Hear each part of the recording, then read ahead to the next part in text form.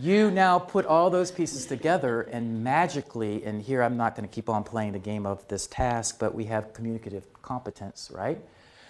And notice that, and this was by Canali and Swain, who wrote a very influential article in 1980 in Applied Linguistics describing what this term meant to them.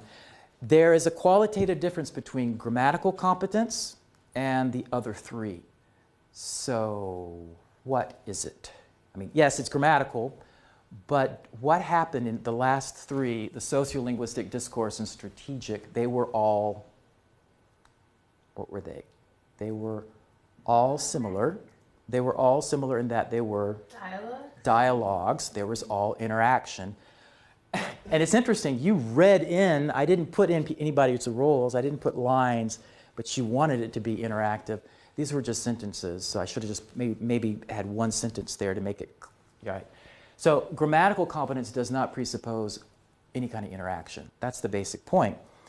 And in the history of linguistics, of course, grammatical competence came from the work of Chomsky in the 60s, and there was kind of a backlash, people saying, wait a second, you're reducing language to grammar and language is much more. And it was, of course, Dale Hymes, a famous sociolinguist who coined the term communicative competence, which includes not only grammatical. Grammar is important, but you have to have these other competencies, right? The ability to create something that respects sociolinguistic norms, discourse competence here meaning the ability to make it cohesive and coherent. That's the problem.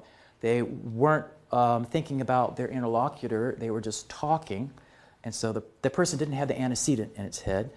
And here, strategic competence, they meant by that the notion of overcoming problems as they arise, because all communication has miscommunication. That's a given, okay?